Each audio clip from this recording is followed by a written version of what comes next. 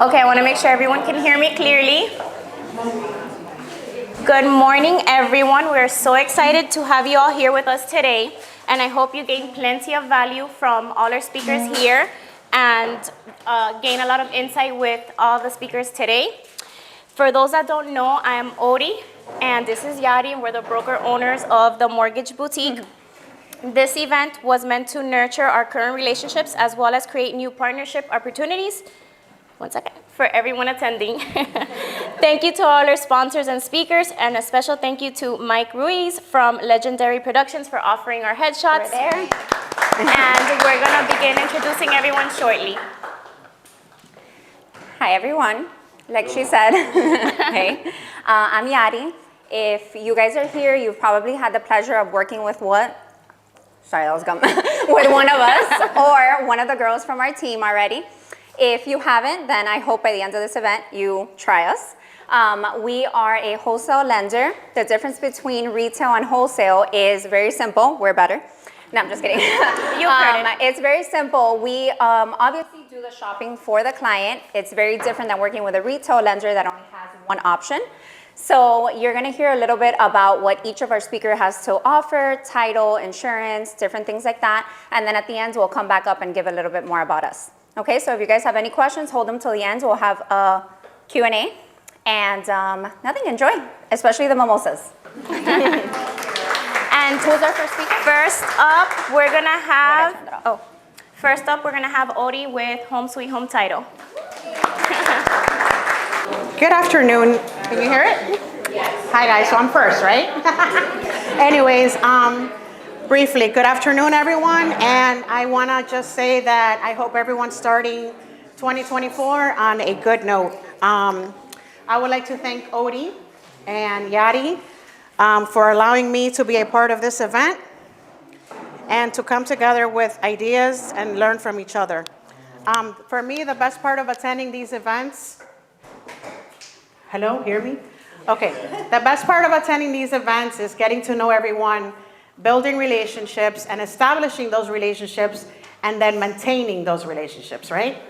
So with that being said, my company, I started it 10 years ago. This is the 10th year. And one of the things that has worked for me, of course, is putting God first, putting family first, and just building not just another close file, but working with people and building that relationship where you get to continue to have the clients as friends, attend their baby showers, their housewarmings, and everything like that. So when Odi talked to me about doing this, I just wanted to tell you guys what has worked for me in the last 10 years, and it's practically that. I wanted to briefly bring up one of our clients here, and she can say how it is to work with us, which is Raquel. She's part of the Mortgage Boutique. She's been with me for 10 years. Sorry, I'm a little nervous. I'm usually not, but she's gonna help me out here today. So I have literally been using Home Sweet Home title since they opened. And I can say that 100% they have the best service. If you call her at night, if you call her in the morning, if you call any of them, they answer you. If you text them, they respond. And if you email, they get back to you. And to me, that is everything. When they're there for you at any time, midnight, and personally, I've called her at midnight and she'll answer me. So to me, that is excellent customer service is 100%. So if you've never tried them, give them a try. And I promise you that you're gonna love them. Thank you. So, thank you so much for that. Another thing, I mean, we're not gonna talk about title. We all know what title is, but one of the things that has helped me as well has been the Google reviews, the maintaining the lines of communication open. We are, willing to open the office on a weekend, do whatever it takes to get the file closed. So basically when people ask me what are my hours of operation, I don't have hours. What your needs are my needs. And basically whatever it takes to get the file closed, that's what we do. It doesn't matter if it's, morning to night. The name has obviously helped me tremendously as far as branding and marketing. All my clients leave with a closing gift. I brought a little sample of something that we do there as far as the little rug. Well, anyways, I think that making it special at the closing table, I've been doing closings for 23 years. We've come a long way. People come to closing, they want to live that experience. They want to leave with, the celebration, the cakes, the rugs, the wine, whatever it is, but it's important to be present for that moment. A lot of people might be like, I never met my agent, I never met my broker. Being part of that day is so special.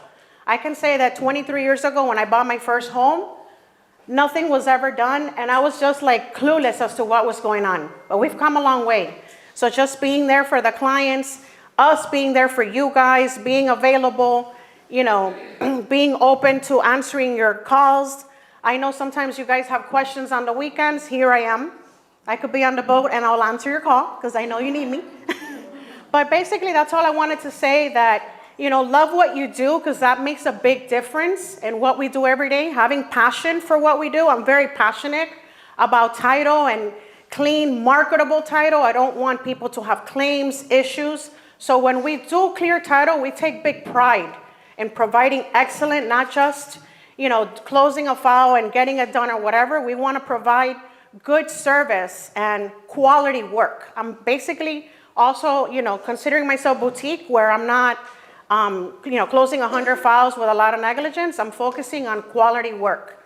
I want to bring up my title agent, Melissa, who's also been with me, and David. Mel and I go way back together. She actually pushed me to open this title company. So we are in sync 24/7.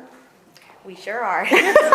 She pretty much took everything out of my mouth. I was gonna say most of what she said, but yes, customer service is definitely one of our number one top priority. We want to make sure everybody is happy, and title work and everything is sent over to the lenders or to the mortgage brokers on time, and we clear title and everything is ready to go by the time we're ready to hit the closing table. So again, Odie and I have been doing this for I don't even know how many years. 20. 40 years. So Yeah. without her, Lots of years of experience. lots of years of experience. If I'm usually the one that's always behind the computers. I'm never usually out marketing. I'm the salesperson. So she's a salesperson, but when she drags me out to do this, she takes me out of my comfort zone. But it's good. It's okay because 2024. This is something that I want to do and be out there. And I love Odie and Yanni. It's a pleasure meeting you. I've always heard really good things about you and everybody else. Raquel, she's been with us for many, many years as well. I love her to And yeah, that's pretty much it. So quickly, I also want to bring in Anna really quick because we met 2 years ago at this event that Odie put together. Miss Miami Real Estate. Really quick. And the reason why is because it's so important to come to these events and be intentional, meet people, and build, get to know each other. I met Anna because of Odie, and we all meet someone because of somebody else, right? So, let her go really quick. Just about how it's been working with us and how we met 2 years ago here. Hi guys. As she mentioned, I met her 2 years ago, and I started working with these beautiful women last year. I am a realtor, and also I work as a lender, so I can speak for both sides. I've never, ever, ever, ever had an issue as far as closing any of my deals with this lady that you see here. I've called her at any time during the weekends, even at the attorney, David, great attorney. I've gotten into a little bit of jams here and there in the city of Hialeah, Which we all love, right? which we all love. We all love Hialeah. And he's been there and he's had my back. So I would suggest, I would honestly tell you guys to give this company an opportunity. I know that we all work with our, our preferred title companies and our preferred lenders, but sometimes it's good to just get out of that comfort zone and kind of give someone else an opportunity to show you what they can do for you, which is what we are asking you guys to do today, okay? Thank you. So I'm gonna pass it now to David. Thank you. Thank you, Yari. Thank you, Anna. Good morning, guys. Thank you for having us, and thank you for Anna for the testimonial. So I've actually known Melissa since I was about 16 years old, and known Odie for about 4 to 5 years. I was brought on to Home Sweet Home Title to help out because the market has become increasingly more aggressive throughout the years, especially with interest rates higher. Buyers are getting harder to qualify. So it's really important that an attorney is on your file and is behind the scenes, making sure everything is kosher. Okay, we've set up 3 offices now. Before, our original office was just in Miami Lakes. Now we've set up 3 offices, and we set them up strategically. One is we're in basically the 3 opposite sides of Miami-Dade County. So one office is down in Coral Gables, Brickell area. That's where I'm located. The other office is in Kendall, off of the 869 and 120th. We just opened that one. Yeah, and then we have an office in Miami Lakes on the northwest side of the county. So if you ever need to close a client in an area where the property is located or preferable, location-wise for your clients, we're available. We have 3 full functioning offices. And we set them up strategically because Melissa lives 5 minutes from the Miami Lakes office. I live 5 blocks from the Coral Way office, and Odie lives 10 minutes from the Kendall office. So if you're in a bind, you need a closing, we're all notaries, and we can get there in 10 minutes. And we open on the weekend if you have to close on the weekend, so. Yeah. I've been an attorney for 13 years, exclusively practicing real estate. Melissa has been a title agent for close to 20 years. So you're not dealing with newbies here.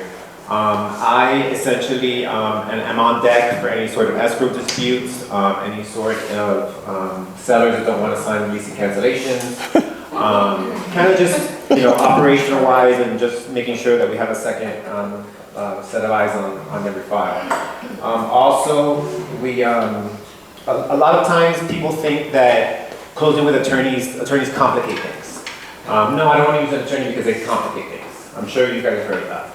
It's not the case. I actually try to find creative solutions to get people to the closing table. Whether if it's an escrow holdback, whether if it is, post-occupancy issues like Anna was mentioning with City of Hialeah. It's not, attorneys, especially with me and Home Sweet Home Title, we don't try to complicate things. We try to get you to the closing table. On time. And that's what we're here for. Because we get paid when you get paid. Yeah. That's about it for me. If you have any questions, we'll have a Q&A session like Odie mentioned later on. And thank you guys. And Odie forgot to mention that we have a champagne stock in every office as well. Yeah, it's very stressful, We always have a champagne stock in our fridges. We have a full bar on deck.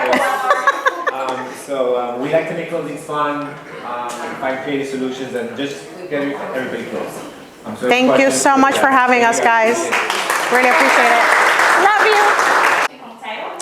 Now, by a show of hands, how many realtors do we have in this right now? Okay, let's talk inspections and insurance. So next up, I'm going to have Susana with Ideal Insurance. Oh, sorry. And tell us a little bit about what you guys should be looking for in your inspections and solutions that she can give you when it comes to insuring the property. You gotta turn on it. It's gonna be good though. Wait, you don't gotta. Not too high. Is it? You want me to put it here? If you can, I don't want it to pinch off. Maybe flip it to the. Gotcha. There you go. Okay, that works. Hi, everybody. Insurance. Scary, right? Well, first of all, I want to thank Odie. I've known Odie since I started in a desk.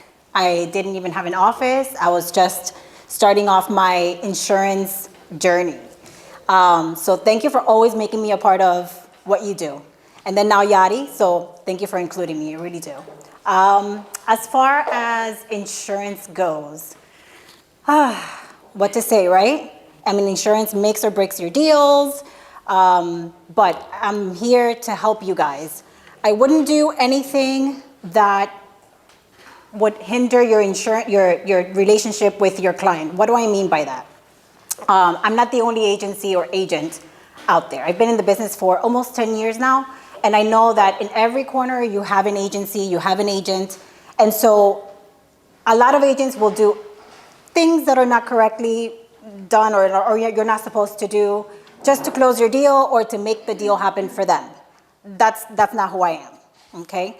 However, I will make certain changes or make certain adjustments to the insurance or to the policy itself so that it can work for you guys, bless you, so that it can work for you guys to close your deal.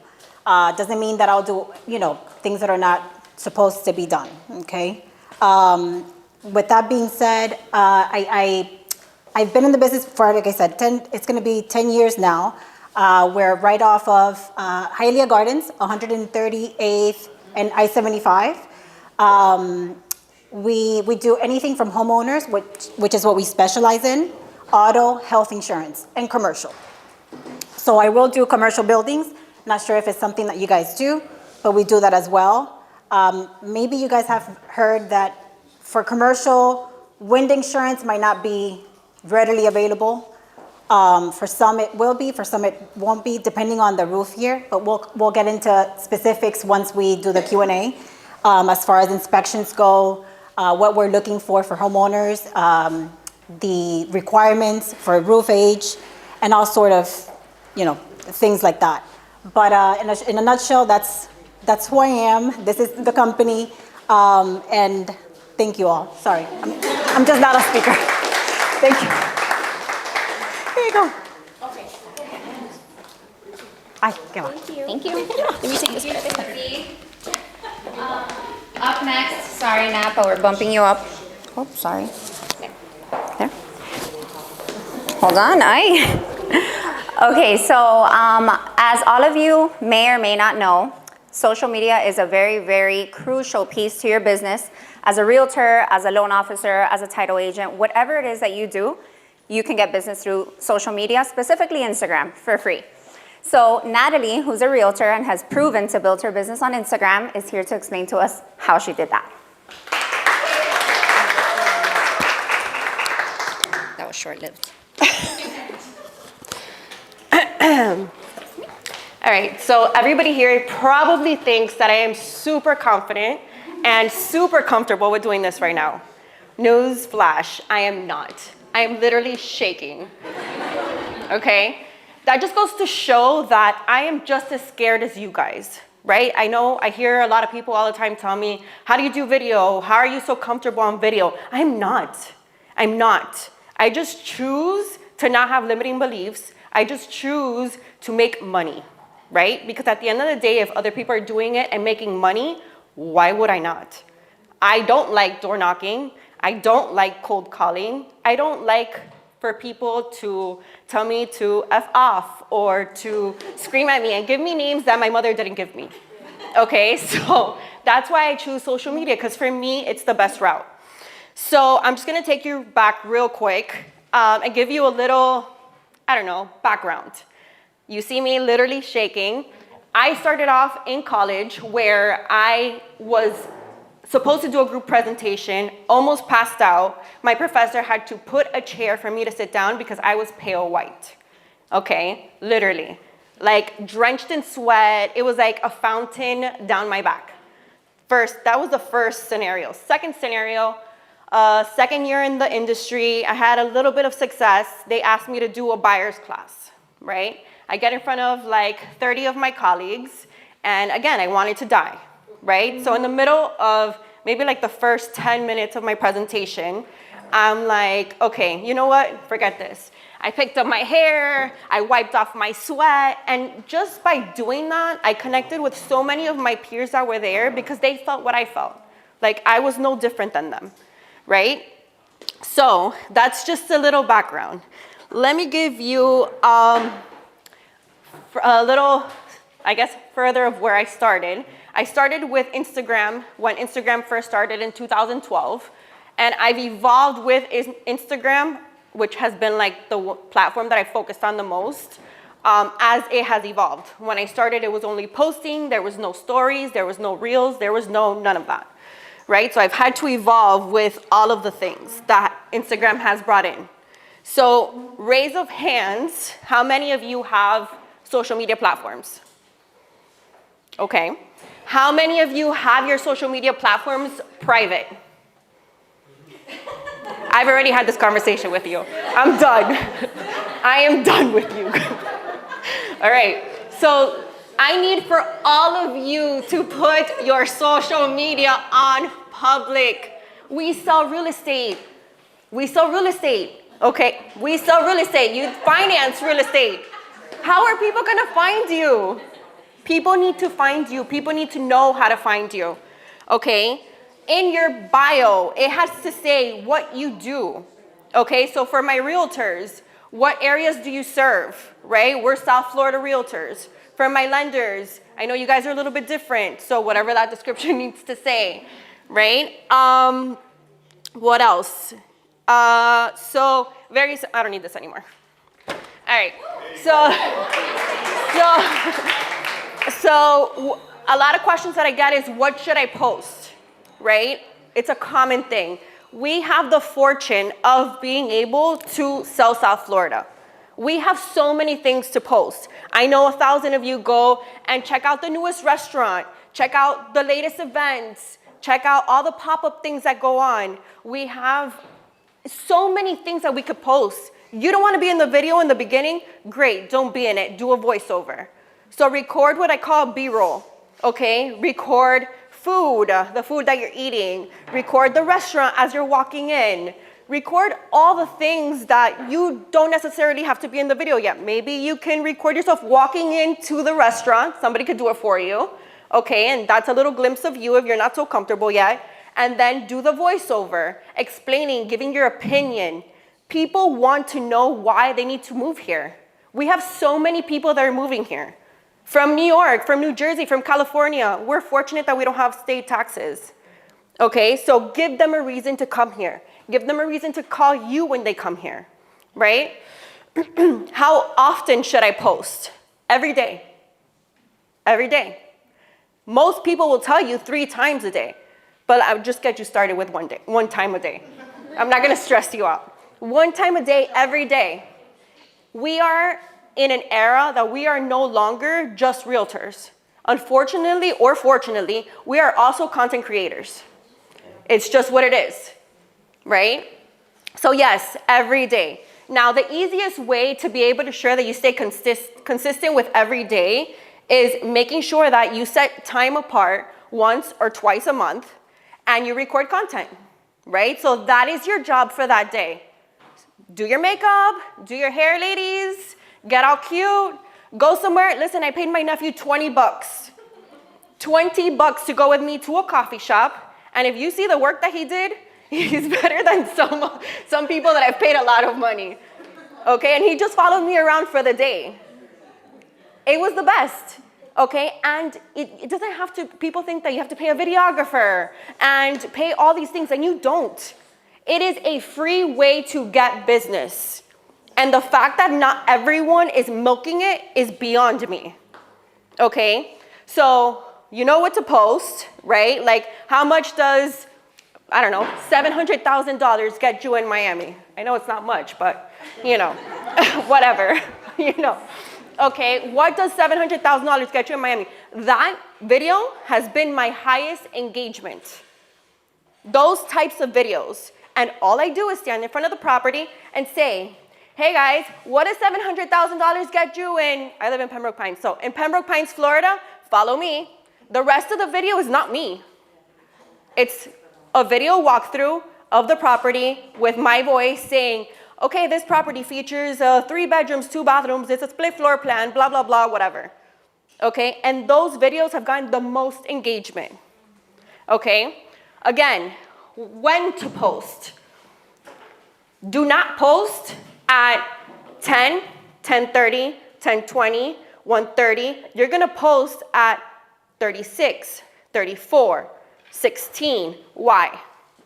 Because the algorithm picks it up and thinks that you're a scheduler, right? So most people schedule their posts at 9 in the morning, at 10 in the morning, at 10:30, at 9:30, right? So make sure that you're doing it on the odd numbers, or not odd numbers, but like the weird numbers. So like 32, 02, 07. And that way, excuse me, your content will be pushed out more, right? As far as TikTok goes, I think that you should be pushing all of your reels onto every single platform. Now Facebook has reels, so Facebook, YouTube Shorts, TikTok, Instagram, all of them. It sounds like a lot of work, I know. I know, trust me, I know. I don't want to do my makeup every day either, trust me.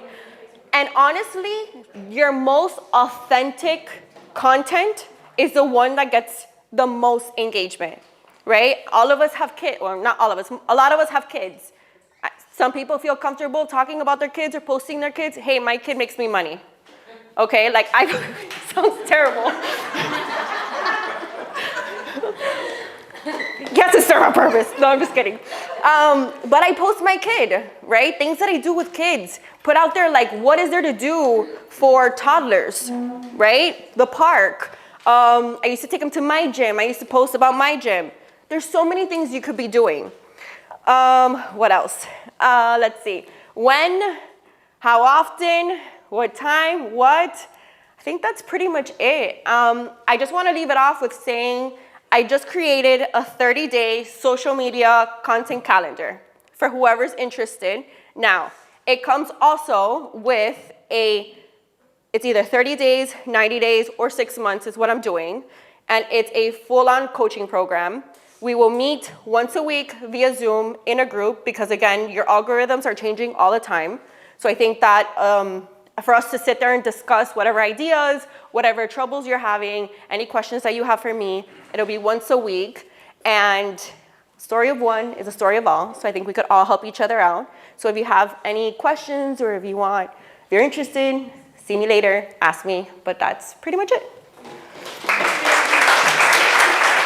I made it shorter, a lot shorter. I know. Thank you so much.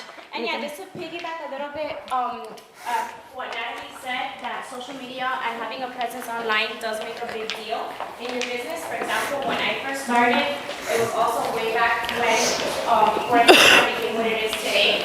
And I used to post anything from a simple picture of my clothing to my outfit of the day to what I'm having for lunch. And that gets people engaging, you know? And I used to post, for example, my hashtag was Odie the Mortgage Queen. And with time, people started knowing me as Odie the Mortgage Queen, like Odie the Title Queen.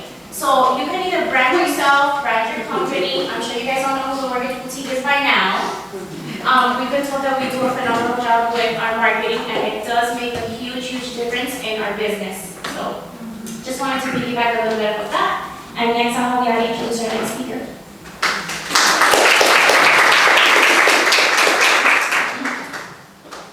Where is our next speaker? Claudia? Oh, hi. Well, you're standing right there. You already know. So if you guys do real estate, which is mostly the reason why you're here, you understand that things happen in real estate transactions. And when things happen, like escrow disputes and the ugly stuff, save yourself and how you can work with her to get out of that pickle. So, Claudia, thank you. Hi everyone, good afternoon. So like Yadi said, my name is Claudia Cabrero. I am an attorney here in South Florida. My office is based out of Coral Gables, and I'm here to tell you guys about all the different ways that I can provide support during your transactions when things go south. Nobody wants to be in a transaction that's going south, and my job is basically to try to get that ship back afloat so everybody can get their paycheck at the end, right? Because that's the only way that we make money. So we do real estate law in my office. That's one of the things where I can really support you the most. But the practice areas that support real estate are also something that we do. So for example, divorces. Nobody likes those, but we love the divorce listings, right? So divorce law is one of them. We do probate estate planning. A lot of the times when the clients do the closings, they have questions about a trust. They have questions about wills, and that's something that we can help you and your clients do. And then we also have business law for investors. If you all work with investors and we get a little hairy with JV agreements sometimes, or the different documents that they want to put together for their transactions, we can help you as well. Something that's become really popular lately is partition actions. Have you guys heard about those? No? Okay. When you own property with someone that you're not married with, which is very common now when you have multiple people that need to qualify for a mortgage, right? And so we add other people to title and or to the mortgage of a property, but then all of a sudden something changes and somebody wants out. So what do? We file a partition action. On the way over today, I actually got a phone call from another attorney who received a letter from me threatening to file a partition action against a property, where this one was sadly mother and son. They no longer see eye to eye, and so they want out. Well, the mom wants out. And I normally just get a call from an attorney on the other side saying, okay, what do we have to do to sell the property? Because the partition action is a no-fail way of selling the property. They can't really object. There's techniques to prolong it or to make it, take a little longer than it should. But ultimately, the court will order the sale of the property. And so this is also very common with fiancés who didn't get married and never got married. And it's very common with boyfriend-girlfriend situations as well. So if you guys have anybody that is in that situation, that's something that we can help with as well. And remember, a lot of those times, those turn into listings for you. So if you hear of somebody who needs that, whenever you call my office, I always ask, how'd you hear about me? How'd you get to me? I have a spreadsheet, and then my goal is to try to bring that client back to you when they're ready to sell. This particular attorney that I was speaking to on the way here today was like, I told her, I said, well, who are we gonna list the property with? Because there's two owners, and I'm sure she's a broker, so she wants the listing. I'm like, that's a clear conflict of interest that you're gonna be the one to list the property. Plus, my client wants somebody on their corner involved to make sure that, we're actually gonna sell, we're actually showing, these kinds of things.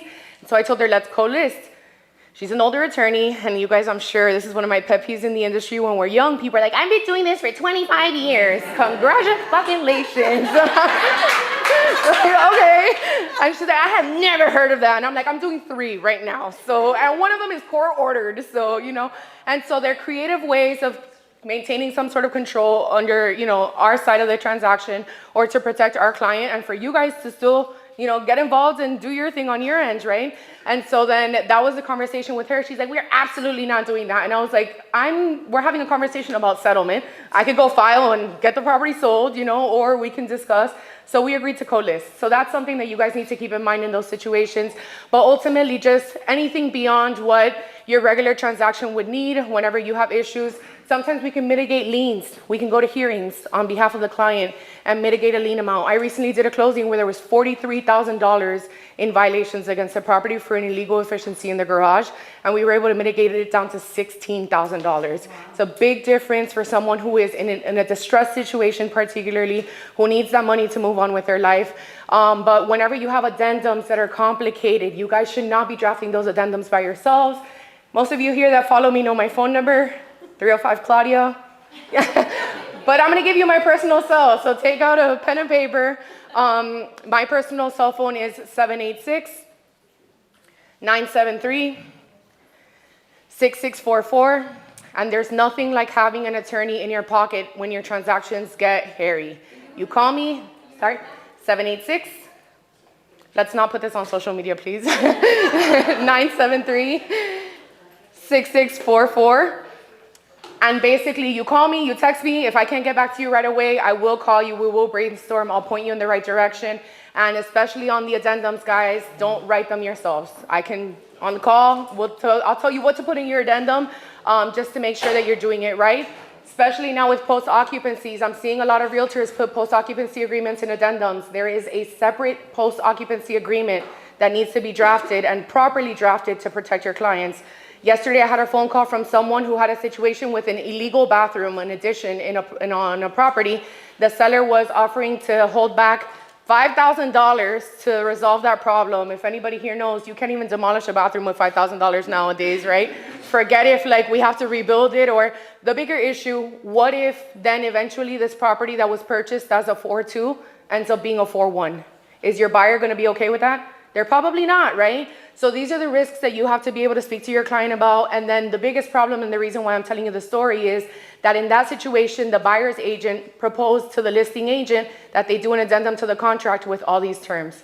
Your addendum dies at the closing table. After the closing table, that addendum is toilet paper. So don't ever put important things that you need to reference after closing on an addendum.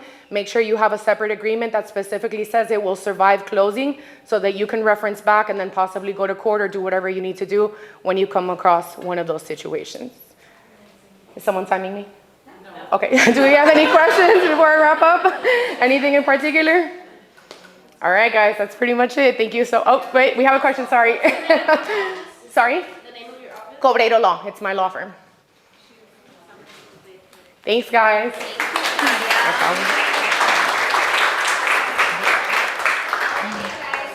are going to take a little break for the bathroom, get a mimosa, get some food, and...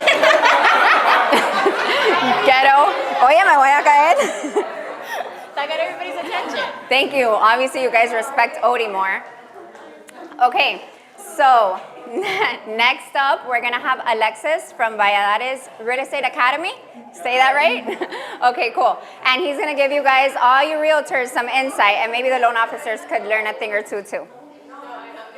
Ready to come? All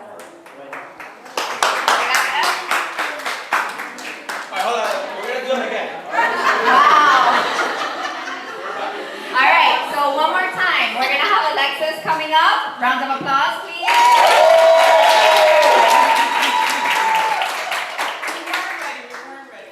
Mic check. Beautiful. I'm gonna put this here. Do you need this one or no? Yeah. I mean, I talk really loud, but. I thought I did too, but now nobody listens. Thank you. Good to go? Back there? You guys get some mimosas in you, some food, and day's done. How you guys doing? You guys hear me? If you guys can hear me, clap once. If you guys hear me, clap twice. We're locked in. All right. So, first and foremost, guys, I wanna have you guys stand up really quick. Give yourselves a round of applause. You guys chose to be here today and better yourselves for your future. So I want you guys to get up and give yourselves a round of applause. See, now we got some energy.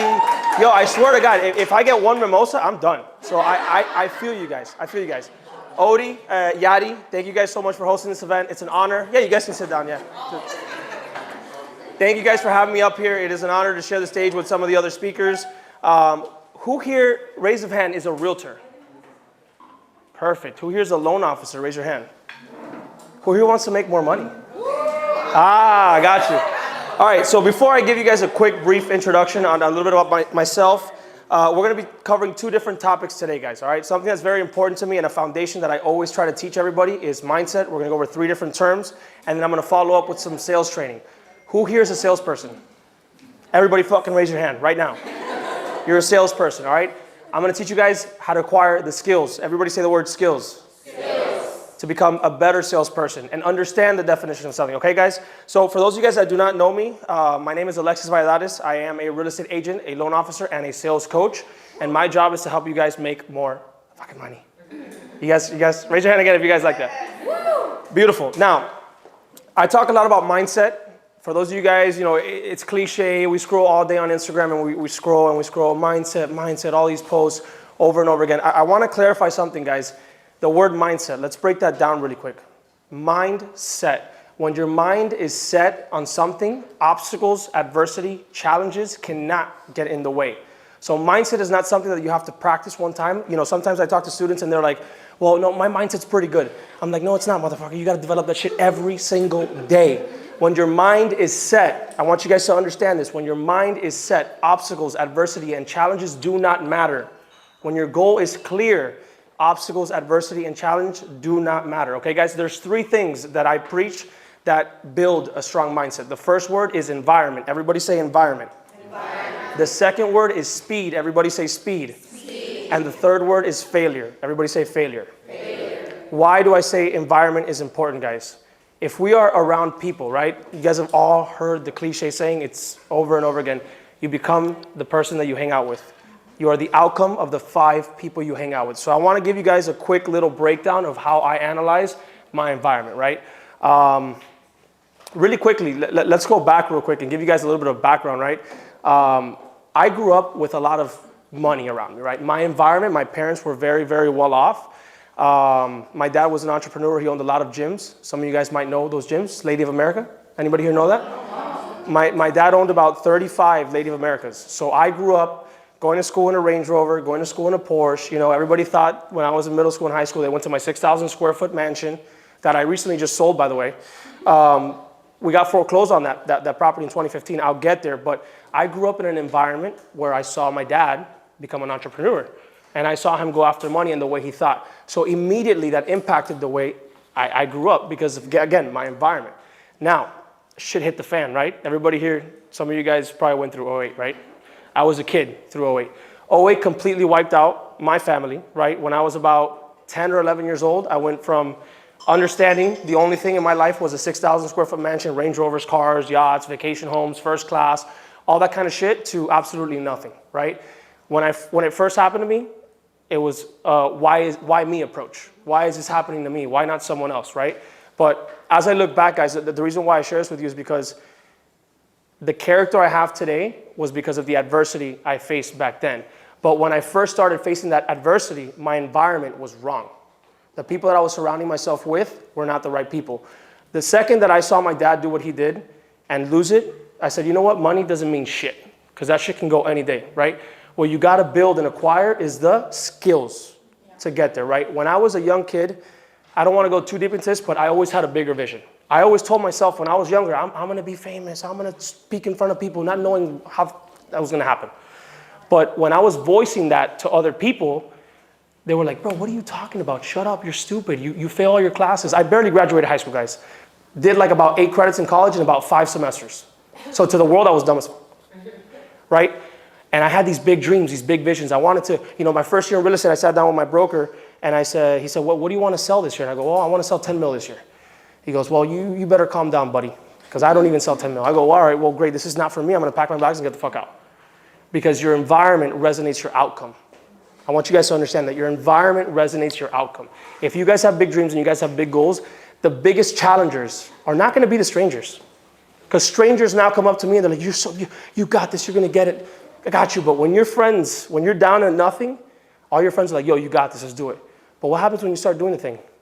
Does anybody have that feeling when you're actually doing the thing, your friends are like, yo, what are you doing, bro? Why are you not going to the party with us? Why aren't you hanging out with us?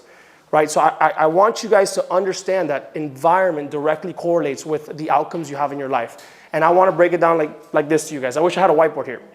There's video games and there's real life. In real life and in video games, there's levels. There's levels to this shit, guys. And there's characters. If we were in a video game right now, we have characters that add value and characters that subtract value.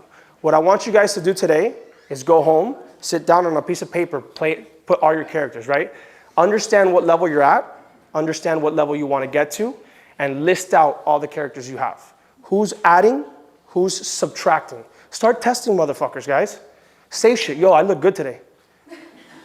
If someone says some shit, yo, why are you looking at yourself like that? Done, out, you're gone. Straight up, straight up. They're like, you're so conceited, bro. Yep, bet. All right, peace out, never talk to you again. Guys, I don't want to sound like a cutthroat piece of shit, but unfortunately, my goals right now are non-negotiable. It's non-negotiable. Where I want to get to, the best version of myself is what I always reflect back on. That day that I'm laying on the deathbed, which we're all going to get there, by the way, I paint this picture in my head. If someone walks in, right, with a TV and goes, if you would have done what you said you were going to do, this is what it would have been. Press play. I'm not okay with it.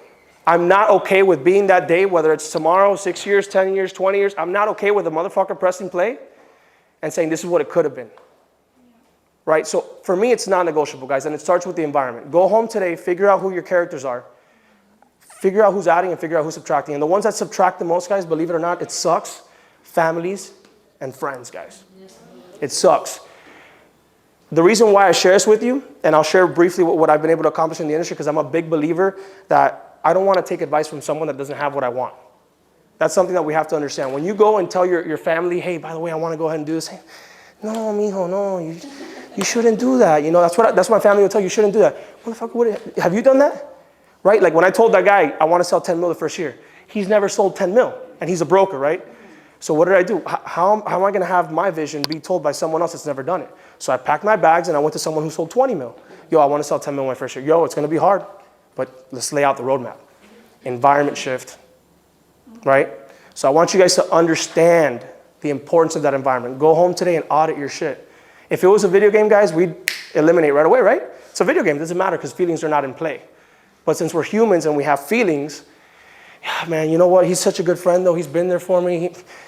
But he's holding you back, or she's holding you back. Or that family member is just not. Because, guys, ultimately, you guys know how manifestation works. You got to believe it. You got to feel it. You got to say it. You got to share it. If I share my visions with someone that doesn't believe it, we're humans, right? The two forms of acceptance are peers and ourselves. If our peers don't accept our vision, It's gonna hurt us, guys. It's a form of rejection. So you guys gotta make sure, before I transition into speed, you guys gotta understand, is your environment catering to the result you wanna have in life, yes or no? Make the decisions, boss the fuck up. All right, if you wanna have certain goals, I was just having a conversation with someone in here right now. We're so result oriented in this life. Understand how to become process oriented, right? What does the process look like to get to this goal? Who do I have to become to be this person, right? Because we focus, oh, I want to sell 20 mil. I want to do 20 mil in loans. We focus on the result, the result, the result. Who is that person though? Who is the person that sells 20 million in loans? What do they do? What are their habits? Do they go to the gym? Do they work out? Do they hang out at Flanagan's with their friends and get drunk on a Wednesday night? Do they talk shit about other people? Probably not. Become the person that has the goals that you want to have, and you guys will get there much quicker. So number one, environment. You guys go with me so far? The second part of this equation, by the way, let me know on time, because I go ranting. Speed, right? Actually, let's plug in failure first. Failure is a form of rejection, right? The only time failure really occurs is when you give up. I want you guys to understand, we are in an industry that was a plan B. Raise your hand if you were in career day and you said, oh my God, you know what, when I grow up, I want to be a loan officer. When I grow up, I want to be a realtor. No one did that shit, guys. No one did that shit. We all had dreams of being a doctor, an attorney. No one did that shit. So I want you guys to understand that we're in a plan B and we're going to fail. You guys hear me? Clap once. You guys hear me? Clap twice. We're locked in again. Boom, baby, let's go. All right, I want you guys to understand and embrace failure. By the way, really quick, I'm gonna sidetrack. I always fucking forget this shit. I'm gonna do a giveaway at the end of this training. For a realtor or a loan officer, I have a platform that helps you guys make more money. It's a free giveaway. I'm gonna offer 1 year to one person here for free. All you guys gotta do is follow me on Instagram, Alexis Valladares. All right, it's very simple, Alexis Valladares. Go ahead and take a video at some point today. Repost it, tag me, and you're in. At the end, right in front of you guys, I will pick the winner. 1 year of access. Guys, I've had students come in here that are 21 years old, making no money, to making $30,000, $40,000, $50,000 a month, buying investment properties, they're brand new cars. I'm gonna offer it to one person here for free. You guys with me? Yes. Follow me on Instagram, take a video, tag me, we keep rolling. Guys, failure. I want you guys to understand that we're in an industry of a high rate of failure, right? If you guys correct the mindset behind rejection, you will be successful, okay? I want you guys to understand that it's a numbers industry. Every single person that says, no thanks, perfect, gets you closer to the yes, I'll do it, okay? If you guys just switch, that's why I say it's a mindset. When you guys fail in this industry, you guys are only learning ways that it didn't work so that you can find the ways that it did work. When Thomas Edison failed 1,000 times to do the light bulb, do you think, oh, I'm fucking this up? Someone asked him, hey, you failed 1,000 times, how did you get there? Well, no, I just figured out 1,000 ways it didn't work. I want you guys to understand it's just perspective. Perspective is reality. The way you see shit is the way it's real. Okay, when you get off a phone call with a client and they say, look, the rates are down, the rates are up, I don't really want to buy right now, and they click on you, that's just an opportunity for you guys to identify what you could have done better. Okay, so couple failure, right, with environment. Let's say you fail and you're around the wrong people. Hey, bro, dude, you gotta chill, bro. You went on that call and you were pushing way too much. You gotta relax, take some time. I'll couple speed into that right now. Let's figure out a way, let's take some months to learn this before you get back on that phone call. Your environment's not pushing you. But if you're around someone like me and we got the same kind of people around you, get back on the phone, let's go. Let's identify really quick what we did wrong. Boom, let's plug it back in, right? So I'm gonna couple now speed and failure, guys. The quicker you guys fuck it up, the quicker you guys will learn. Okay, no one right now, for me, looks at me and is like, bro, I remember all those businesses that you failed, because there's over a dozen. From the age of 16 to the age of 22, I was a failure to everybody. No one fucking remembers that shit. But I didn't give up. I kept going. I kept trying. Back then, I didn't really know that that was the mindset I had to embrace failure, but I just kept going. I just kept going. I just kept going. Now, guys, we're in an industry where we call people all freaking day. Who here fucking calls people all day, though? Raise your hand. You guys don't like money. I'll get to that now. That's crazy. But I want you guys to understand the typical way to think about failure is that when you screw something up, we got to take time. Yo, let's recuperate. Let's figure this out. This plan didn't work. I don't want to fail again, because failure brings a feeling of rejection. We're humans. We like what? Our own acceptance, and others' acceptances. I want you guys to understand the quicker you guys embrace failure and you identify that every time you get rejected, you're closer to a yes, and you just learn how not to do it. The faster you guys implement and implement and implement, the quicker you guys will pick it up. When you guys succeed, no one's gonna remember the fuck ups. You guys understand? If I try to call 1,000 people and I fuck all of it up, in let's say in a month, I call 1,000 people and I screw it up, I just got 1,000 tries over you. If you call 10 people in 6 months because you're scared and you don't wanna call and you don't wanna mess up, you failed way less. But I just did way more experience than you, right? There's this story of a baseball player that had the leading percentage or the most steals in a year. I forgot what his name was. He had about 100 and something steals. This is just an example. His rate of success was 66%. So he failed almost half the time. There was a person that had almost a perfect rate, but he only stole like 55 bases or some shit, like 100 less.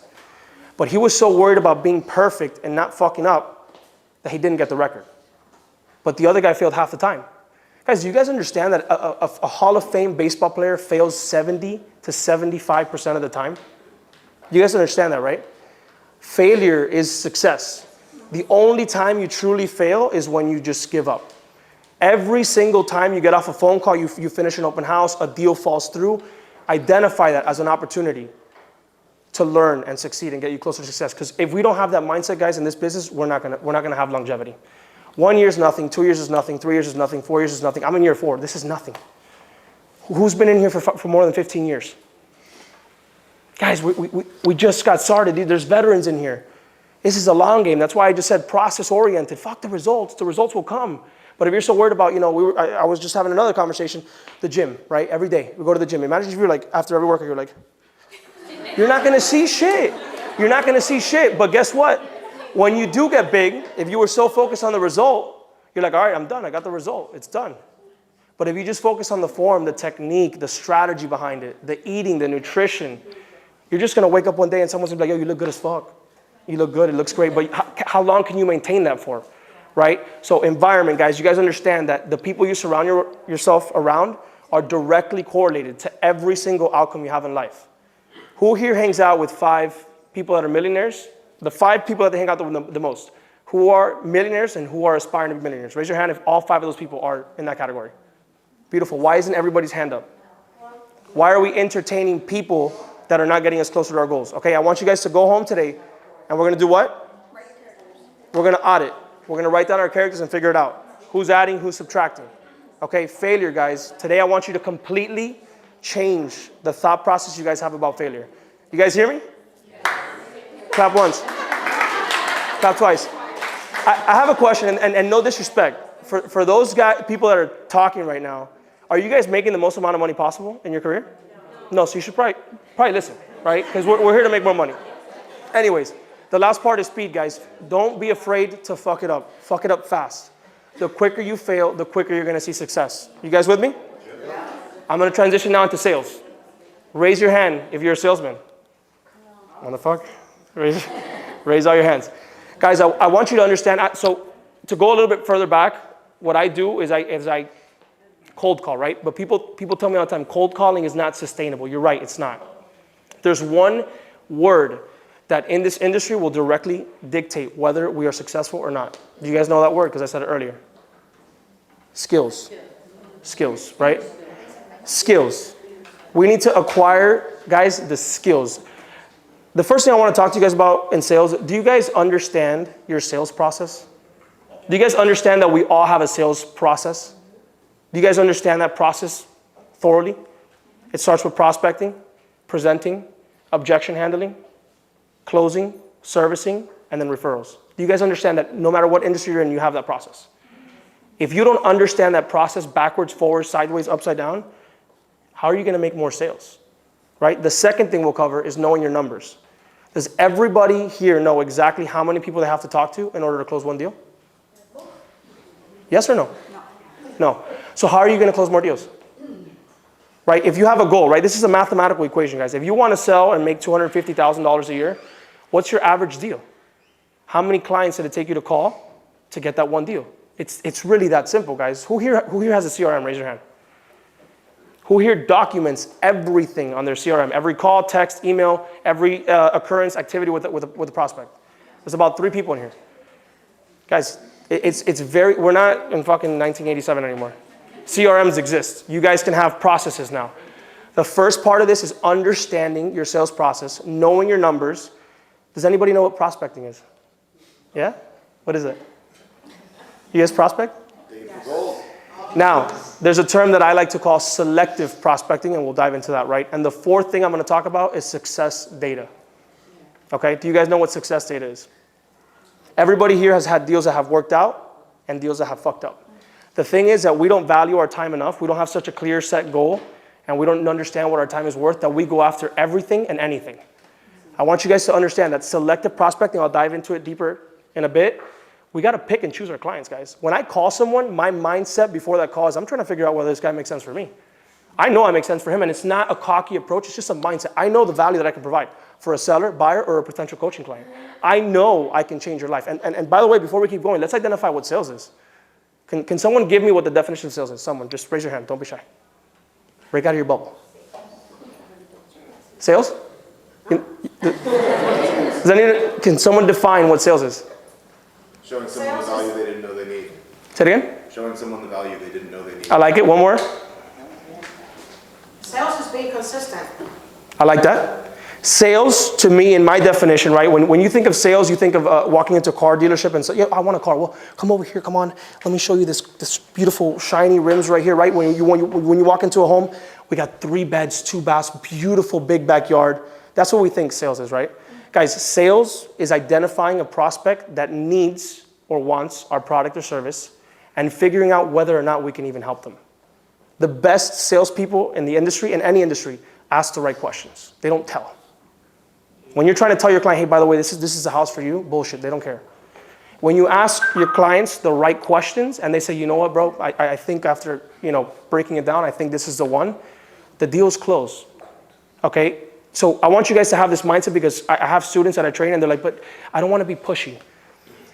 If you understand that you are trying to provide value and you believe in your product and service, when someone gives you an objection, it's just a problem that they have that you as a salesperson needs to handle. You guys understand that?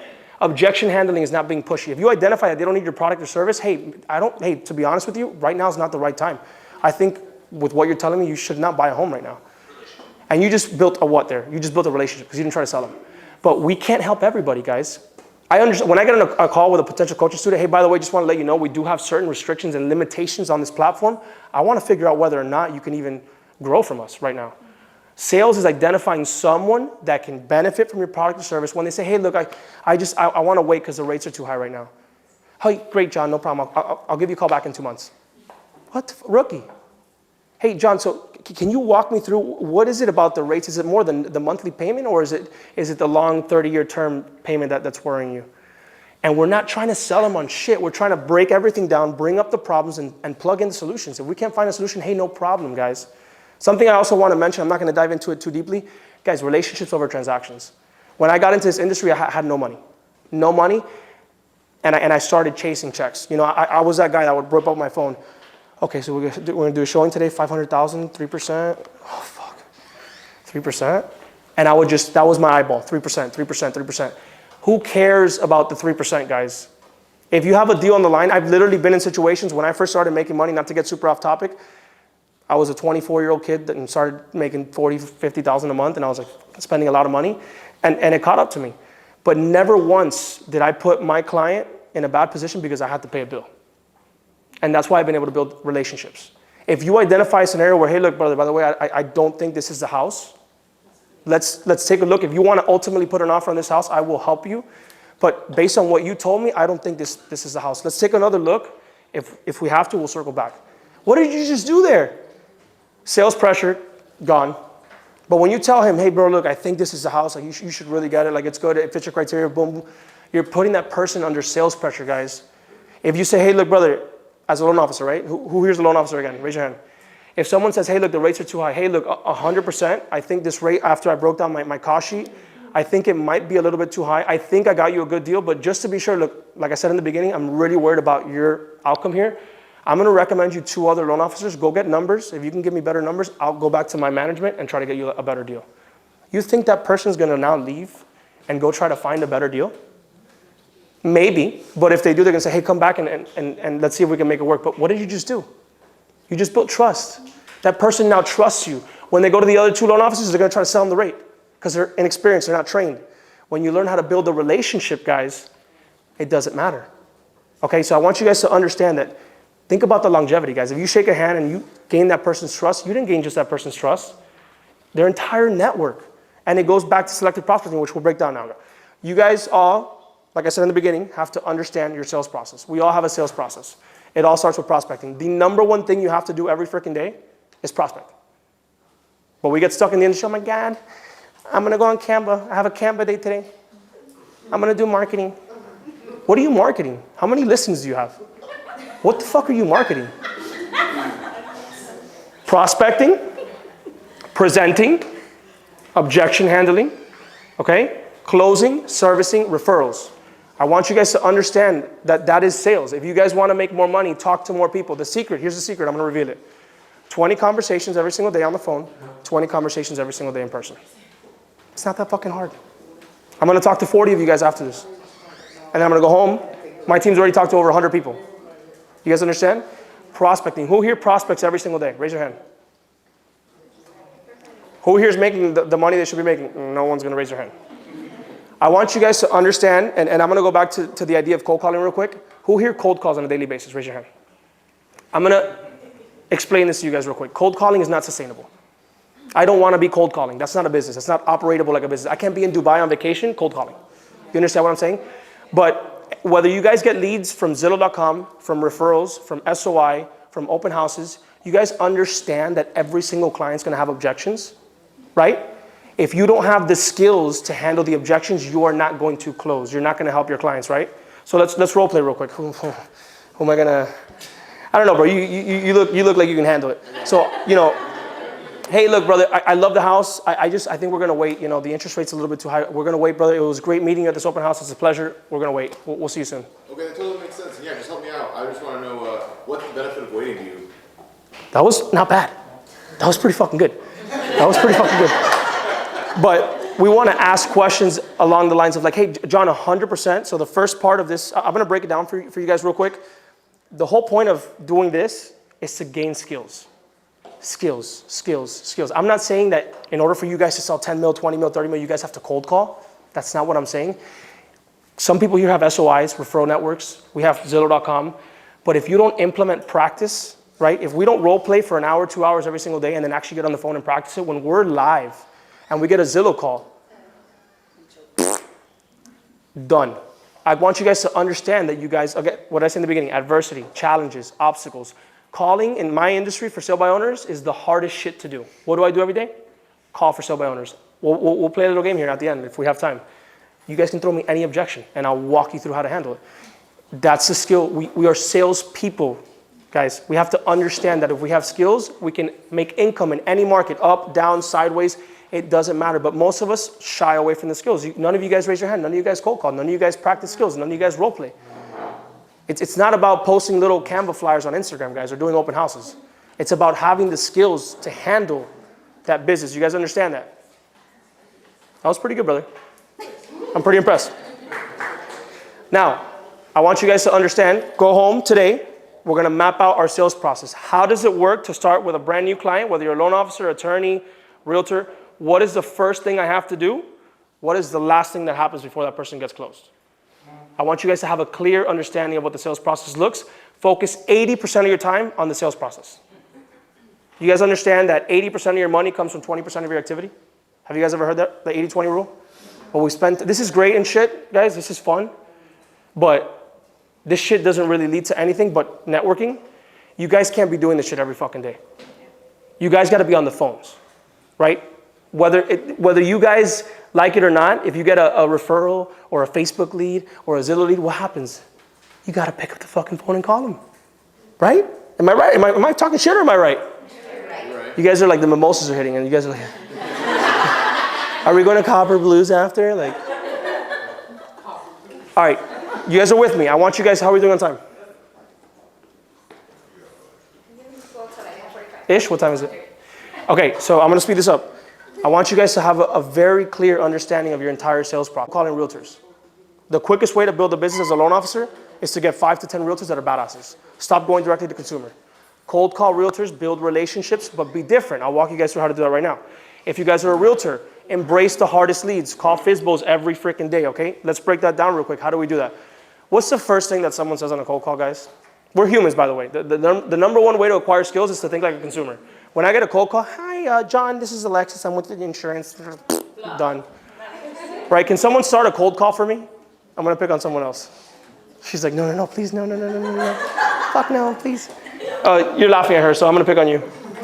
How would you start a cold call? You're a realtor or a lender?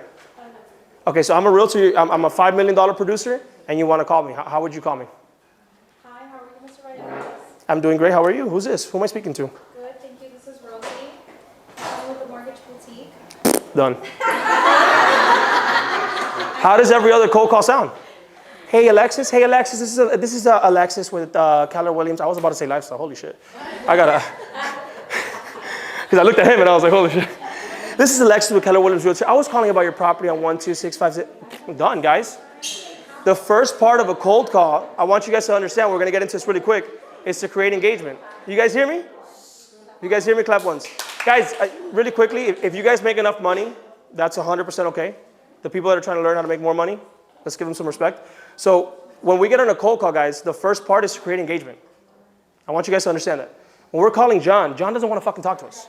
If you're a top producing realtor and you're getting a call from a lender and they go, hey Alexis, brother, this is Alexis from PRMG. I was just giving you a quick call. I don't care. I don't have to, I gotta give you a reason as to why you should stay on the phone with me. So how does that work? You gotta create curiosity. Hey, John, I just came across a property here on Zillow for sale. I'm not sure if you have a second, but I wanted to ask you, if I did bring you a buyer with an offer that made 100% sense, is that something you'd be against? The first 7 seconds, I'm talking about John's end result. Okay, so I want you guys to understand that. Remember, the best salespeople lead with questions. I didn't tell John what my name was, what company I was calling for. Hey, John, I want to call you because if I bring you a buyer, and are you going to pay me a commission? Done. Notice the words I use there, guys, by the way. This is a little bit of a short training. I can't give you guys everything. By the way, everybody here that does follow me today, I'm going to share with you guys 12 full-length free training videos so we can get in a little bit deeper. But I want you guys to understand the technique behind it. It's about the prospect's end result. Who gives a shit about what we want? We want the commission. We want the deal, right? But if I call John and say, hey, John, look, I'm a realtor. If I bring you a buyer, would you be open to pay me a commission? That's everybody fucking else. Hey, John, would you be against looking into this if it made sense? Now we have engagement, guys. I want you to understand that whether it's, again, a Zillow lead, Realtor.com, it doesn't matter. These people don't know you. They don't trust you. You have to build engagement, all right? The second part that people make a mistake on, when there's an objection, what do we want to do? We want to be the expert, right? Someone give me an objection. I don't want to pay the 3%. Well, let me ask you, why don't you want to pay the 3%? Because I want to keep the money for myself. Right, so what are we doing right there? What are we doing right there? If someone answers with that, no, I was doing the wrong thing. I was doing the wrong thing. When someone says, well, I don't want to do this, well, this is why you should do this. We try to go against them, guys. Hey, 100%, so you want to pay 3%? First and foremost, I want to say, I appreciate you for wanting to pay the 3%. Let me ask you, are you more so worried about paying less commission or netting more money from this transaction? Right back to his fucking objective. But I gained common ground. I want you guys to understand that the second you get an objection, our job is not to handle it, right? It's to gain some common ground. Get on the same playing field, guys. Again, if someone on the phone that you don't know feels like you're trying to tell them something that they don't want to hear, they're not going to listen to you. If you're going in there with a pitch, we should never fucking pitch as a salesperson. If you're going in there with a pitch, hey, I think you should pay more than 3% because, done. All right, so it's create engagement, find common ground. The third part, which I know none of you guys do, I'm sorry, because based on the answers, is listen. Who here uses a script whenever they call? Hey, John, so 1 second, he's going to give you an objection, you're going to look down, and I just posted a video on that today. I want you guys to understand that if you have skills, right, you guys have to internalize that. That way that conversation starts in 15 different ways. It doesn't matter what John's going to say, whether he plugs in the objection in the beginning, the middle, or the end. You have skills and you know how to have a conversation with a human. We forget that we're also talking to humans, guys. If you are, I don't believe in scripts. I don't call it scripts. I call it a playbook. There are objectives that we want to handle on the phone. What is the number one objective of a phone call, guys? I'm not interested. Not interested. No. What is the number one objective? To get a qualified appointment. Okay, I'm ranting a little bit. It's a lot of information in a short period of time, but I want you guys to understand that the purpose of a phone call is to build skills and to land a qualified appointment. Okay, in whatever industry you're in, a qualified appointment, the definition, all decision makers are present and you understand the buyers, sellers, or person that's borrowing money, their motivation. If you do not know those factors and the decision makers are not present, you guys do not leave the house. You guys understand that? How many people do we meet with on a daily basis, weekly basis that are not qualified to do business with us? Why? Why? If you're saying you want to make 300K this year, your hour's worth like $400, $300. You're going to waste an hour for the girls, an hour and a half, getting ready, a 30-minute drive, an hour and a half presentation to get a no, and then come back. You just wasted 5 fucking hours. You just spent $1,300, $1,400, $1,500 on a presentation that led to nothing. So now into the topic of selective prospecting, guys. Not everybody is a fucking prospect. You don't have to do business with everybody, right? And the last part, success data. All of us are different, guys. My methodologies might work better with you, might work less with you. We're all different. We all have our own unique success data. Over the last 4 years, I've been able to close over 100 transactions. Every single transaction is a hint to what works. Every single deal that fell through is a hint to what doesn't work. What do I do, guys? I document, right? So successful deals for me look like 2 or less people on title, people that are in the state, and families that are not investors. That's what success data looks for me. It doesn't mean that I don't do deals with other people. But when I'm on the phone qualifying a prospect, I identify, okay, red flag. Just like when you're on a dating app or whatever, or on Instagram DMing. Go on their page and like, fuck, as a kid. That's a red flag for me. I'm too young. But you start identifying that. Let me ask you guys a question. Would you guys go on a date with someone that had red flags? Would you waste your time? So why would you do that with a prospect, right? If your specialty is residential townhomes and single families, and you guys have sold 100 homes for people that are couples and married, why would you go deal with an investor that has LLCs and 8 partners on the title? Why would you go on that date? That person's not a fit for you, right? Why would you do that? So understand the power of selective prospecting, guys. It's not about, yes, I talked about speed, failure, fast, all that stuff, but if we allocate our time and resources correct, guys, what was one of the parts of the sales process? Presenting. If you go on 5 appointments every day with unqualified prospects, you're not going to have time to prepare for the presentation, and you're going to fail most of the time, and you're going to feel rejection. I want you guys to understand that when I was in production, I would go to maybe 2 appointments a week, but I'd get both of them. 3 appointments a week, 2 out of 3, 4, 3 out of 4, because I was weeding out the bullshit on the phone, selectively prospecting. And obviously in my first year, I didn't have those skills. But I built them up, I learned, and I started documenting everything, guys. If you don't, we talked about the CRM earlier. If you guys don't record your phone calls and track your success and your failure, you cannot get better, right? We want to be professional realtors, right, quote unquote, just like professional athletes. What do professional athletes do after their game? Can someone tell me? They watch film. So why don't we want to be the best, but why don't we watch film? Right? Why don't we watch the way that we're talking on the phone? When I go home now, I fucked up half this presentation 100%. I could be way better than this because I'm off topic, I'm this and that. Great. I'm going to go home, I'm going to watch film. How can I get better? How can I get better? How can I progress? Was I talking too fast? My pronunciation, right? How could I maybe engage the crowd more? Little by little. When I first started, guys, I was trembling. I was like, bro, fuck. I'm not a public speaker. I was at a brokerage and I was top producing and someone was like, wait, why don't you come share with the agents what you're doing? And then I pulled up into a room and there was 90 people. I was like, what the fuck am I going to do here? But guess what? Everything started getting recorded, documented, and little by little, I'm nowhere near perfect, but I can at least get a message across now. Same thing with the phone. When I started on the phones, I was getting objections. I didn't know how to handle them. I would freeze, I would hang up, but I started recording them little by little by little, progressing. So everything you guys do in your business, document it. We have CRMs. Follow Boss is the one that I recommend, $69 a month, and progress, guys, all right? Selectively prospect, understand your value, guys. If you guys are needy salespeople and your client feels like you need the sale, you're not going to get the fucking sale. You understand what I'm saying? Pick and choose who you work with and understand your success data. You guys with me? Yes. What's the word of the day? Skills. I love you guys. I love you guys. I think I'm going to wrap up and then take like a few questions. We're going to do the giveaway. If you guys haven't, sneak it in. I'm going to pretend like I'm talking. You guys can take a video, post it really quick, and then I'll give you the giveaway. If you guys want to access my free trainings, go on my Instagram, DM me the word free trainings, and my team will send you 12 full-length videos for free, my script books, and recordings of my actual phone calls, okay?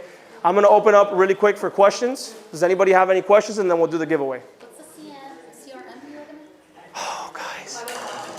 Oh, I thought you said, what is a CRM? I was like, oh, guys. Follow Up Boss. And guys, whether you're Follow Up Boss, whether you're a lender or a realtor, I would recommend Follow Up Boss, 100%. Anybody have any questions? You guys don't have, you guys are shy? Alexis Valladares. Guys, please, really quick, we're almost done.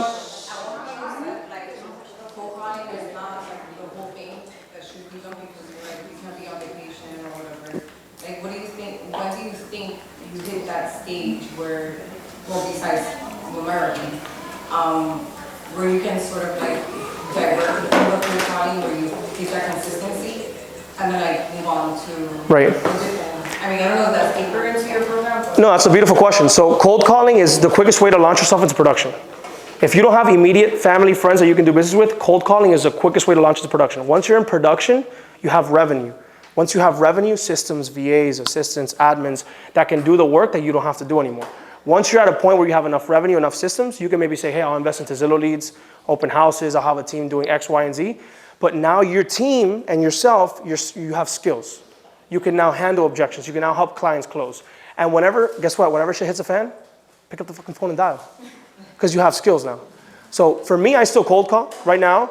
I have obviously, you know, a small team that I'm working on that plugs and plays in open houses. We're going to invest into Realtor, Zillow, all that kind of stuff. But the skills always have to be sharpened. If we don't have direct family members that are like, here's a layup of a $2 million listing or a $2 million loan, we need skills, guys. The quickest way and the freest way to do it is to pick up a fucking phone and dial. And if you want to start with your family and friends, just call them. It's the SOI, right? The people that you already know. But to answer your question, when I say it's not sustainable, I don't want to call for 5 years, 10 years. But you always have to build the skills. I will always still call just to refresh in the skills. Okay? Like right now, for example, I call. I don't go to the appointments. I'm not in production like that right now. I delegate that to my team. But I always call. I always set the appointments. And then teach other people how to set the appointments as well. But it's the quickest way to launch into production.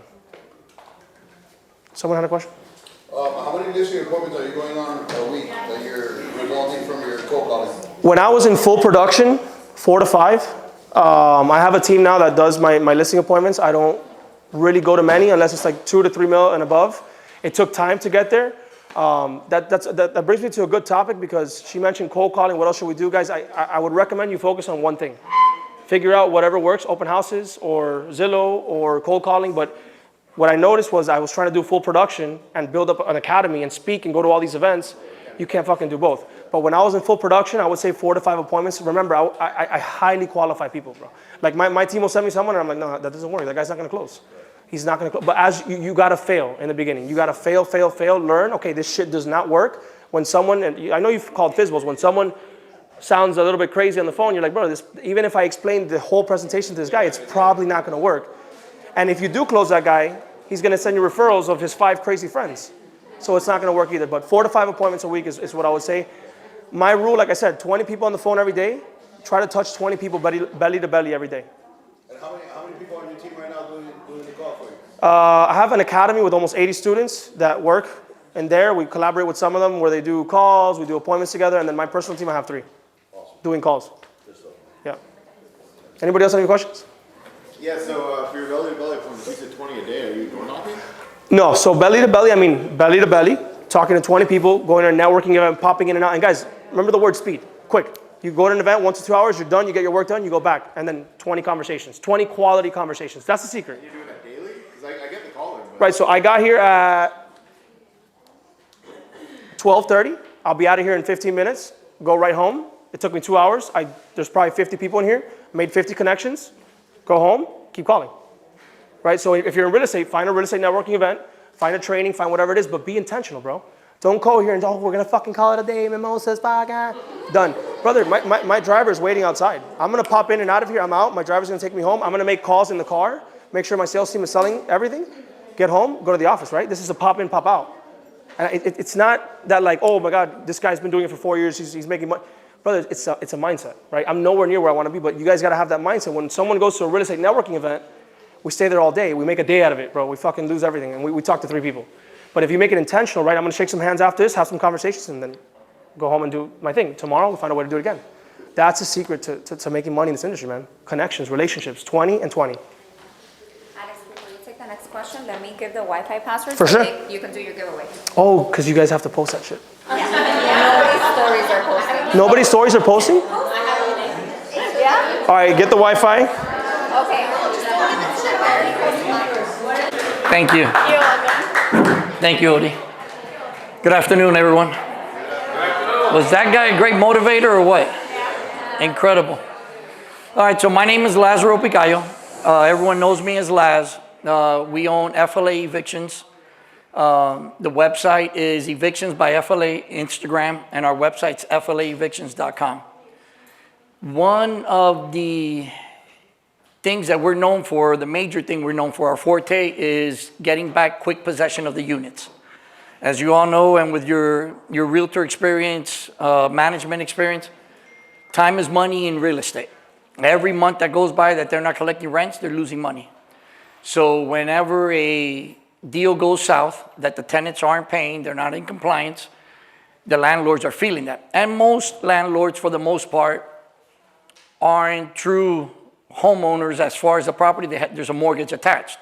So pretty much the majority of the homeowners landlords have to get the money from the tenants. They pay their mortgage, and whatever's left over is their income. So a lot of them build this up throughout the years to eventually they're able to pay off or however strategy they had to deal with that property so they have true income. So our job is to get back that owner when that tenant is not paying. Our job is to screen, structure, and put together the case, and in the most efficient and timely manner to get possession back to the owner so they can put the unit back to par and start making money again.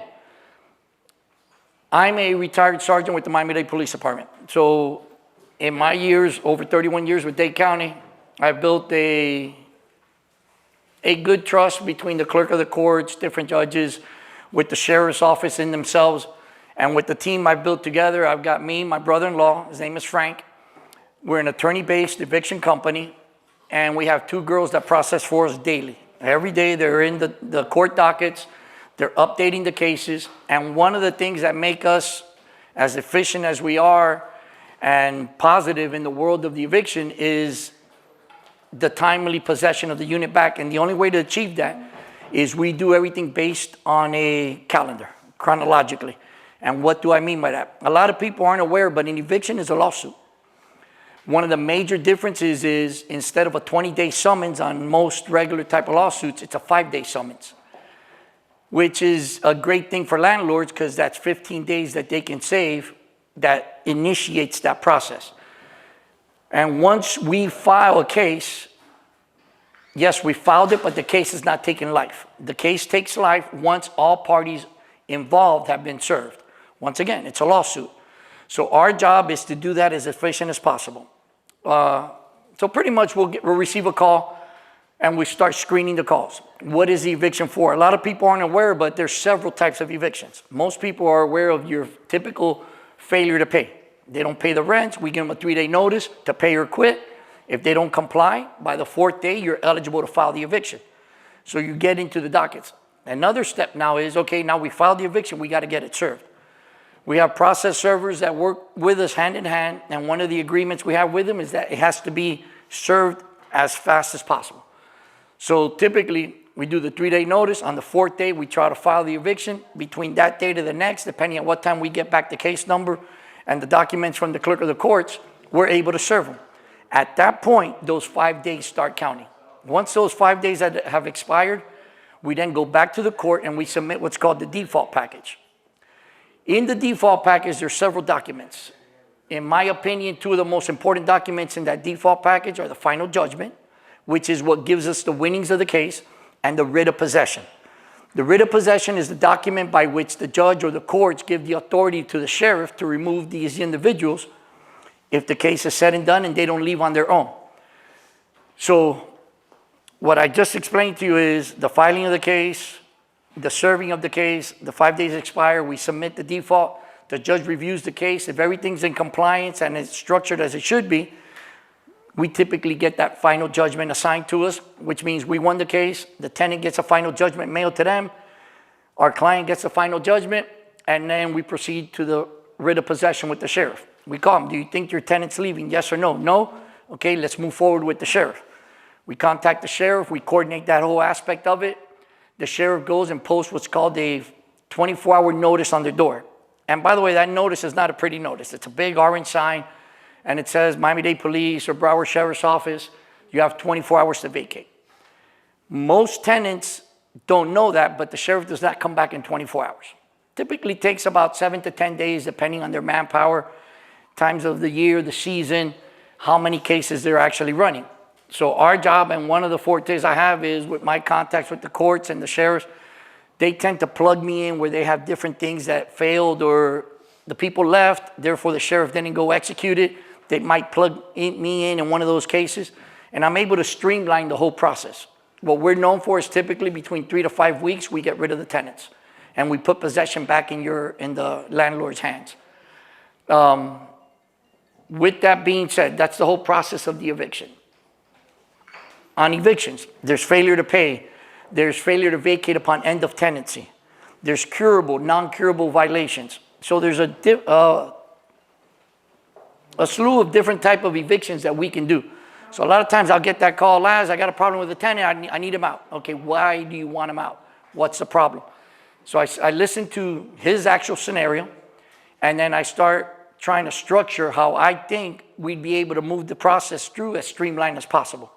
Sometimes we got people that say, oh, they got unauthorized guests, their dog's pooping all over the place, they're playing loud music, they haven't paid, they got this, they got that. I look at all the different scenarios and I try to streamline. And a lot of times I say, listen, let's just stick to the failure to pay. Very black and white. They either paid or they have not. Let's go just that route. We give a 3-day notice, 4th day we file, and we take off with the case. So I've been doing this for over 20 years. Frank, my partner, he's come a long way. He's very efficient. Either him or myself are screening the calls and structuring. We got 2 girls processing for us. In our law firm, we have a division that is strictly and only for evictions. So if we get cases, we baby those cases and we handle them like they're our personal. That's our pipeline. The quicker manner that we can get rid of that pipeline or those cases, the clearer we got to manage and handle all new cases coming in. So it's not like we just get the case, put it there, and we wait for the clerk of the courts to respond to us. Our girls are constantly going in the docket and seeing what they can do to get that final judgment. That is what we target. And like I said, we typically do this between 3 to 5 weeks. You can look at our website on Google. We have over 120 something reviews, all 5 stars. One of the things that we pride ourselves in is we're always by the phone. Weekends, late nights, me and Frank are always by the phone. So you guys call us, you'll get a talking person. If I can't answer you, I'll tell you, can I call you right back? And the minute, like right now, I received a couple calls, I'll wait till I get in the car and I start making those calls and following up and seeing how best to structure and do that. Why did we become an attorney-based company? We now service the whole state of Florida. So that was one of the reasons why we partnered with an attorney's firm, and we handle the whole state of Florida. Our forte is Dade and Broward, but we handle the whole state. With that being said, time is money, money's time in evictions with landlords.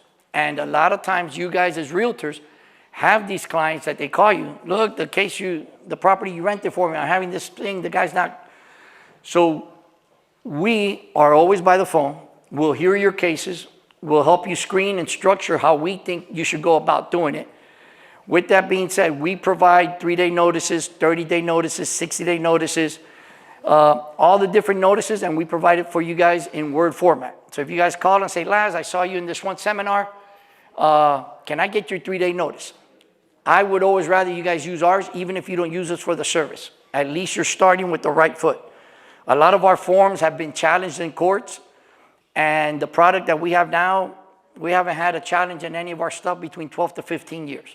So our 3-day notices are locked on, our end of tenancy notices are locked on. So we rather you use ours. Service I do personally. I email you the notice, I tell you prepare it, take a picture of it, shoot it back to me, let me review it. If it's all good, I'll tell you, hey, it's a green light, go post it. If not, I'll tell you modify this or change this or take care of that. And these are the little things that will make a difference and help you avoid pitfalls when you're setting up the lease agreement. There's different little paragraphs that we can provide for you guys to avoid your tenants your landlords falling into pitfalls down the road with their cases. And obviously, if you guys set them up the right way and you're able to defeat those tenants playing games, because the tenants are always finding new ways to play the game. And everyone, unfortunately, in Dade and Broward is under the impression that an eviction is going to last 3 to 4 months. If someone went out and did it on themselves, perhaps, maybe 2, 3, I've seen 4 or 5 months on cases. We typically, guys, because it's all civil cases and each one is its own case, typically between 3 to 5 months. 3 to 5 weeks from the start of the process till we put possession back in your hands. So in a nutshell, that is what we do. And we're always by the phone. I'm trying to follow up after Alexis, but he's got me blown out of the water completely. But that's what we do, guys. And thank you very much for having us here this morning. I can provide you my numbers, our emails, and we're always by the phone. The Instagram page is Evictions by FLA. My phone number directly is 305-401-0424. And it's lazpicayo@gmail.com. My what? 305-401-0424. The Instagram page is Evictions by FLA, and our website is flaevictions.com. It's a very informative site. You guys can go on there, review it. It gives you a nice summary or generalization of the eviction process. Call us, and we'll detail the case for you. Okay? So whatever you guys need, I'm more than happy to help you. Like I said, nights, weekends, we're always by the phone. Thank you, Odi. Thank you.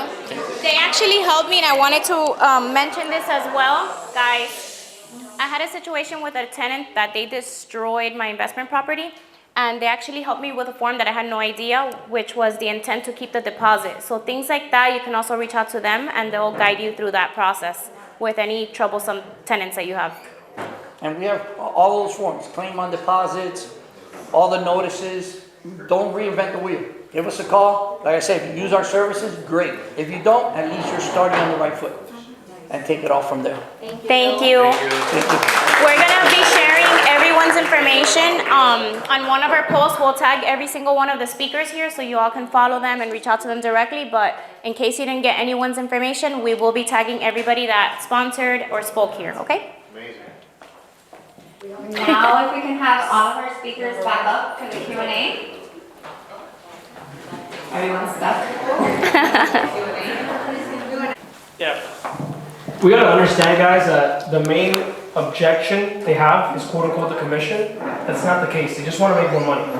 So the first part of the phone call is just making sure you understand and they understand that it's not that you want to pay less commission, it's that you want to make more money. Okay, so I'm getting that common ground with them first. After that, I go for the motivation.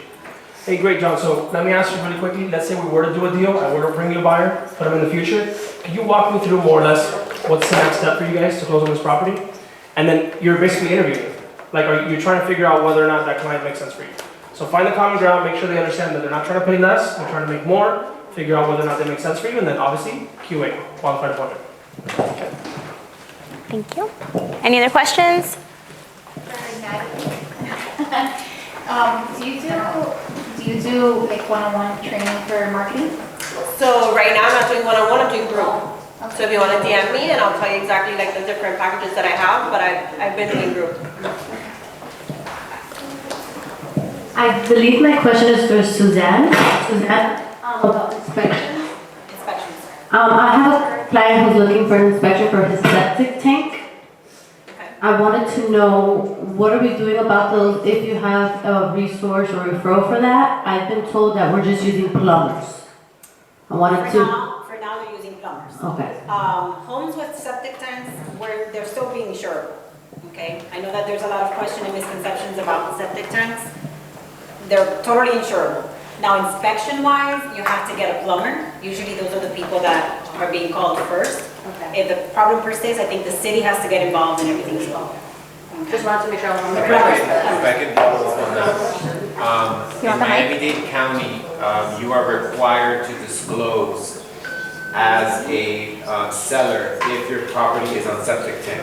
In your Form Simplicity Banks, there is a special disclosure for a septic tank disclosure. I've handled post-closing litigation where the seller didn't disclose there was a septic tank and the buyer went to go build a pool and they jumped into the septic tank. You should have a separate septic tank inspection, and there's a company called Chapman Inspection. They're very Just good. Miami-Dade or that work for Broward? In Miami-Dade, it's required, but you should always disclose it. Okay, I recently had a transaction fall through because the listing agent on the MLS stated it was on sewer and it was on septic, and it was a bunch of post-closing litigation.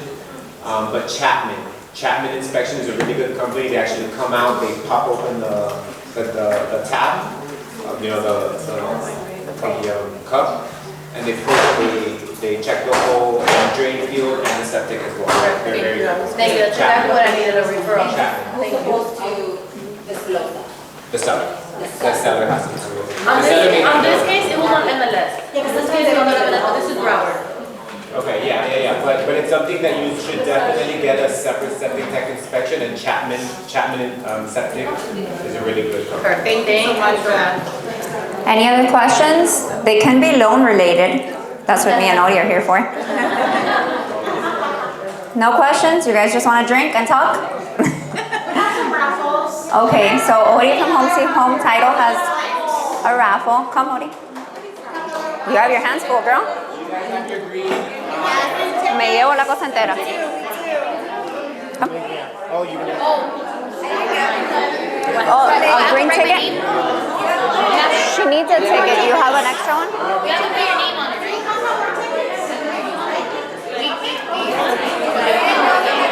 Who didn't get a ticket? We weren't told we had to give it. We were given the ticket. So he's collecting now? I guess. You guys collected the green tickets already? Yeah, they passed them around. No, they passed. but you have to go but we put them didn't in there. know. Okay. She didn't get one. Is it still? Yeah, they're giving. Look over there. She has them over there. If you didn't get a ticket,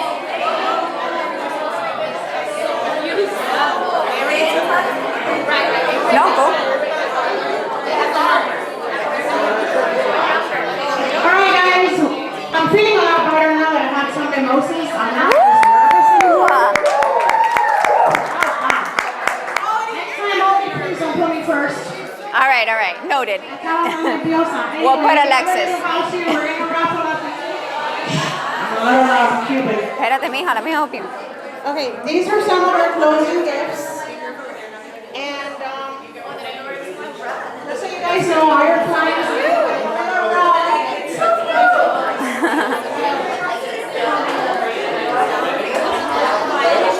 A tequila bottle. And I'm raffling up alcohol because we all need it in this industry, right? Those ones you just do.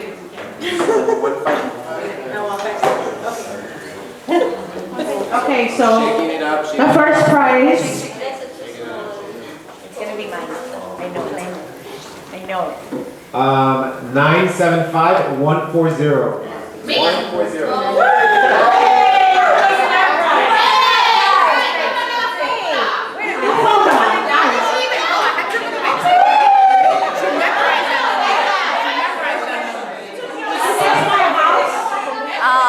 So she won that one? Put it in the front of your house and refer me clients. Thank you, bye. Next, we have a bottle of Zacapa rum.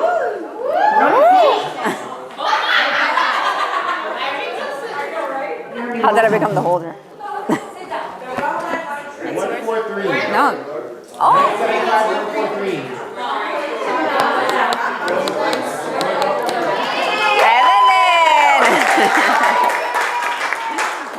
Mom, did you ever get one? No? Cool. You never got one?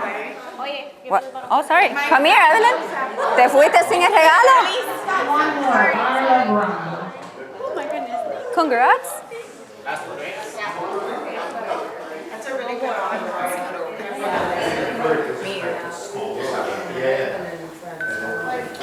126. 975-126. Hey!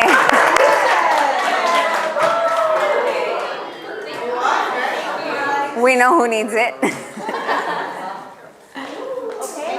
Any more questions? No one wants to offer like free legal advice, maybe like hours, like that. You need legal advice? What are you going through? Kidding.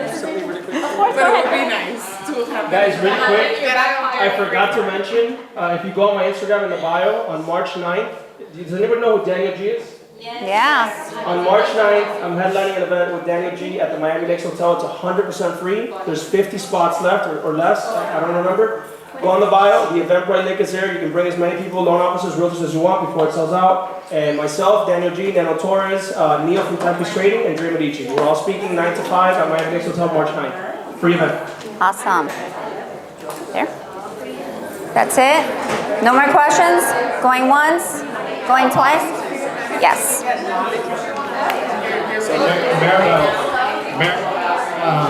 Maribel asked about free legal advice. Oh. One of the good things about using Home Sweet Home Title is that we actually don't charge for supporting our realtors with legal issues. So if you come across an issue where you need an attorney, or you have my cell number because I've known you personally for many years. But if that's one of the reasons why you want to use an attorney-operated title company, is that we're on deck to handle any legal questions. You don't need an attorney to run a title company. Anybody with a title license can run a title company, but we do have an attorney on staff, which is me, and I'm on deck if you have any questions, and we don't charge extra for that. We value the relationships that we have with our referral partners, and we're on deck for any sort of legal issues. Monday through Sunday. Okay, you guys, thank you for coming.